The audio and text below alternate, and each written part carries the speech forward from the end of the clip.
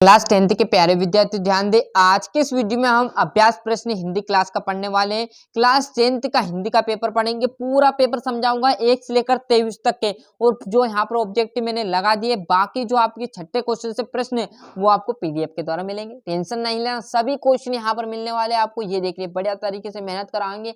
पूरे नोट्स आपके कंप्लीट है, आप तो बस छापिएगा, है ना। देख लिए सही विकल्प मैंने लिख लिए हैं। प्रयोगवाद के जनक माने जाते हैं अज्ञ, क्योंकि उसमें छठे क्वेश्चन से है पीडीएफ, है ना। और रिक्त स्थान मैंने लगा दिए, तो ये देख लेते फिर हम उस सोल्यूशन की ओर चलेंगे, है ना। छठे क्वेश्चन से दूसरा देखेगा, हरिल पक्षी से तुलना की गई थी, तो किसकी की गई थी? श्री कृष्ण की, है ना। और यहाँ पर भरत मुनि आ जाएगा। और नेताजी की मूर्ति लगाई गई थी तो नगर पालिका द्वारा, है ना। जिस समाज में प्रथम पद विशेषण और दूसरा पद विशेष्य होता है उसे कहते हैं तो कर्मधारय समाज। माता का आंचल पाठ में भोलानाथ के बाबूजी पाठ करते तो रामायण का। रिक्त स्थान देखिए, उत्साह एक गीति है या गीत है तो आपका किसका? अहन का। भावों को उद्दीपित करने वाले पदार्थ क्या कहलाएंगे? उद्दीपन कहलाएंगे, है ना। भाव प्रदान साहित्य को कहते हैं काव्य। कार्तिक आ जाएगा। और यहाँ पर विशेष वाचक और यात्रा वृदांत आ जाएगा। क्लियर है। यहाँ से जस्ट आप पेज पलटोगे तो आपके सामने आ जाएगी जोड़ी। बढ़िया से जोड़ी भी देखिएगा। वीर व्यक्ति अपनी प्रशंसा स्वयं करते हैं, बिल्कुल असत्यवाद है। दृश्य काव्य में अभिनव तत्व प्रदान है, सत्य बात है। और नाटक गद्य की गौण विधा में आता है, यह असत्य है। लखनऊ का बालम खीरा प्रसिद्ध है, बिल्कुल दोनों ही सत्य रहने वाले हैं। यहाँ सही जोड़ी भर दिए। सप्तक की बात करूं तो पहली आपके आ जाएगा 7 का समूह, है ना।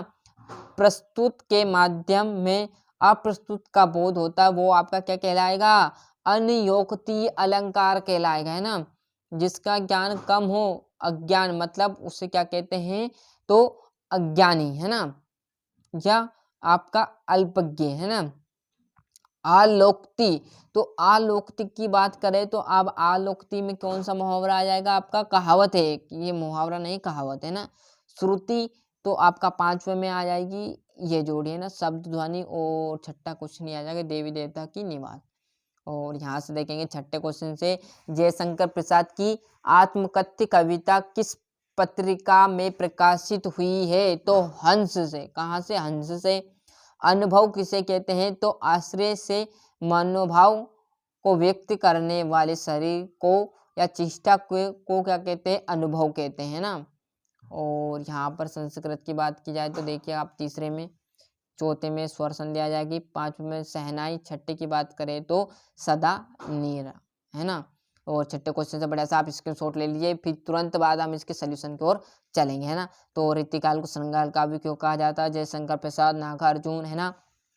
कवि निराला की आँख फुगुन की सुंदरता को क्यों नहीं हटा रही है? क्लियर। किसी को पेपर मिल गया हो कोई दिक्कत नहीं है, आपको सर ने प्रोवाइड करा दिया हो तो आप कोई दिक्कत नहीं हो। जिसके पास नहीं है, किसी कारणवश नहीं लिया अभी तक पेपर आपने सर से, है ना, ये सर ने नहीं दिए, है ना, तो बड़े तरीके से स्क्रीनशॉट ले लो। उसका आंसर मैं आपको अभी तुरंत बता रहा हूँ, है ना। ये आपका 17वां, 18वां, 19वां, बढ़िया से स्क्रीनशॉट लो। क्लियर है। इसका आंसर आप तुरंत हम अभी देखने वाले हैं पीडीएफ के द्वारा। पहले आप प्रश्नों का स्क्रीनशॉट ले लो। अपने जिले के जिलाधीश को ध्वनि विस्तार नियंत्रण पर प्रतिबंध लगाने हेतु आवेदन पत्र, ये आपका 23वां। क्लियर है। तो इस प्रकार मैंने आपको पूरा हिंदी का पेपर प्रोवाइड करा दिया साथियों। अब चलते हैं इसके सोल्यूशन। तो बढ़िया तरीके से मैंने 1 से 5 तक हो गया सोल्यूशन, सभी बच्चों का हो गया। अब जस्ट हम देखेंगे छठे क्वेश्चन से 2-2 नंबर के चालू होंगे जी, है ना। तो यहाँ पर आइएगा, सब क्वेश्चन के आंसर मिलेंगे ये आपके, है ना। तो मैंने टिक मार्क लगा दिया। जैसे छठा क्वेश्चन आया, रीतिकाल को श्रृंगार काव्य क्यों कहा गया है या क्यों कहते हैं ना। तो रीतिकाल काव्य में श्रृंगार रस का अधिक वर्णन हुआ है, इसलिए कुछ लोग इसे काल को भी श्रृंगार काल कहते हैं, है ना। और आगे जस्ट देखोगे नागार्जुन का जीवन परिचय, ये देख लीजिए, ये है ना। आगे हम देखेंगे इनकी रचना, ये इनकी काव्यगत विशेषताएं, प्राकृतिक चित्रण, यथार्थ चित्रण, कला पक्ष आ जाएगा। बढ़िया से देखो, स्क्रीनशॉट ले आप, तो आपके जो सर ने कॉपी दी या आप वहां पर ले जाओगे वो कॉपी, है ना, उसी में छाप देना है। ऐसा कैसे स्क्रीनशॉट लेकर डाल लो आराम से, है ना। और ये आप देखोगे तो गोपिया के अनुसार राजा का धर्म क्या होना चाहिए, तो गोपिया के अनुसार राजा का धर्म प्रजा के हित का पूरा ध्यान रखना चाहिए, प्रजा को किसी प्रकार से नहीं सताया जाना चाहिए, राजा का दायित्व प्रजा की भलाई का ध्यान रखना होता है। क्लियर है। अगला 8वां, गोपिया के अनुसार राजा का धर्म क्या होता है, अभी जस्ट मैंने बताया, रिपीट हो गया। यह आपका 9वां, कवि की आंख फाल्गुन की सुंदरता क्यों नहीं हटा रही है, तो फाल्गुन मास की प्रकृति का सौंदर्य अपने चरण पर है, पेड़ पौधे पत्तों से लते हैं, चारों तरफ रंग बिरंगे फूलों शोभा बिक्री हो रही है, भूनी भूनी सुगंध सभी ओर से आ रही है, प्रकृति की सुंदरता इतनी मनोरम है कि उसे कभी आंखों से हटा नहीं रहे हैं। क्लियर है। ये अभी नंबर जस्ट बताया था। ये 10वां, हास्य रस, जब किसी काव्य को सुनने या पढ़ने में हंसी उत्पन्न होती है वह हास्य रस कहलाता है। तो उदाहरण देखिएगा, आपको हंसी आती है या नहीं, देखते हैं ना। फादर ने बनावा दिया 3 कोट 6 पैंट, है ना, बेटा मेरा हो गया कॉलेज स्टूडेंट। बोरे मजा आ गई। कहा बंदरिया ने बंदर से, चलो नहाएंगे गंगा, साहब बंदर ने बंदर से कह दिया, आप देखो तुम, बच्चों को छोड़ो घर में, होने दो हुड़दंगा लो। क्लियर है। ये आपका दोहा छंद, तो दोहा छंद के प्रथम व तृतीय चरण में 13-13 और द्वितीय व आपके चतुर्थ में कितनी मात्राएं, 11 मात्राएं होती है, कुल 24 मात्राएं होती है। इसके सम चरणों में अंत में आपकी जरूर होना चाहिए। देख लीजिए बढ़िया से स्क्रीनशॉट। जीवनी आत्मकथा में अंतर, तो बढ़िया से साफ दिख रहा है, किसी दूसरे को द्वारा लिखी जाती है, स्वयं के द्वारा लिखी जाती है। इसमें लेखक दूसरों के गुण बताता है, इसमें स्वयं के गुण बताता है, इसमें लेखक के विचार नहीं दर्शाता, इसमें दर्शाता। क्लियर है। जीवनी वर्णनात्मक है, ये भावनात्मक है ना।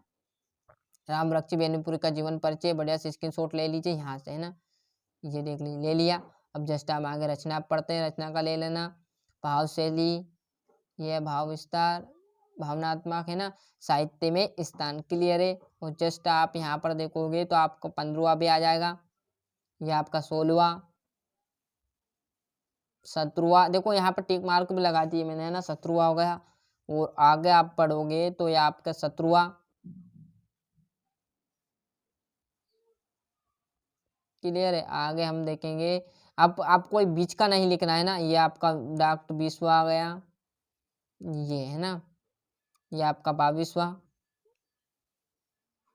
ये प्रथम श्रेणी में उत्तीर्ण होने पर अपने मित्र को बधाई देनी है, तो दे दीजिए भैया।